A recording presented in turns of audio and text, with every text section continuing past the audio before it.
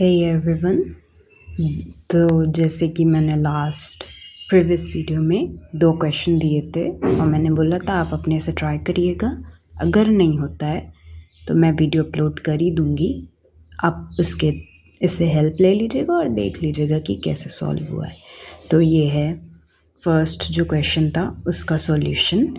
इसमें फर्स्टली हमने डिफरेंशिएट किया with respect to X, okay. फिर अगेन जब डिफरेंशिएट किया एक्स के रिस्पेक्ट में तो हमें कुछ इस तरह की इक्वेशन मिली।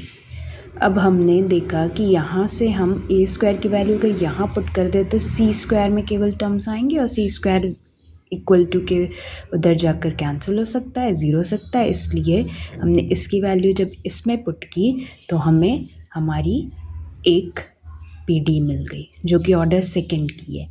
यहाँ R del 2z over del X square को रिप्रेजेंट कर रहा है। सिमिलरली यहाँ पर फिर जब हमने y के रिस्पेक्ट में किया एज इट इज़ सेम चीज़ें हुई, हमें एक और सेकंड ऑर्डर PD फाइंड हो गई।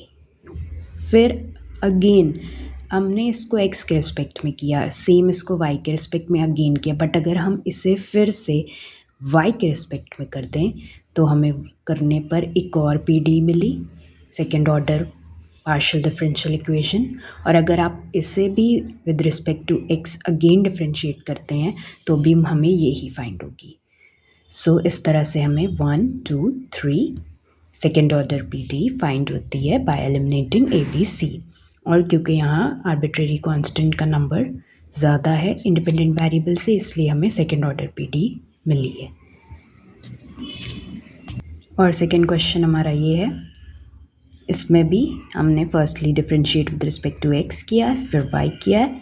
फिर जब हमने x के रिस्पेक्ट में किया सॉल्व करने पर थोड़ा सा हमें a की वैल्यू मिल गई।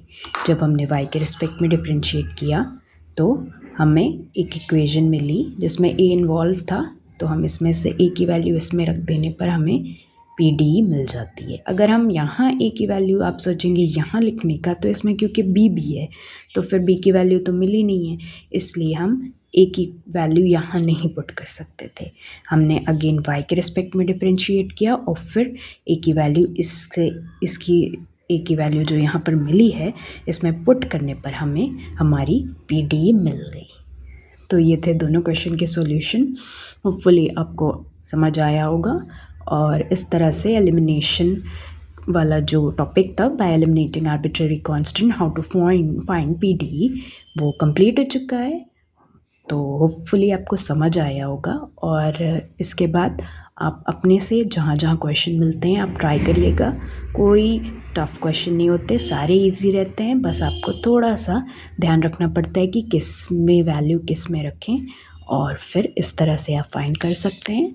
और thank you for watching my video and please subscribe my channel.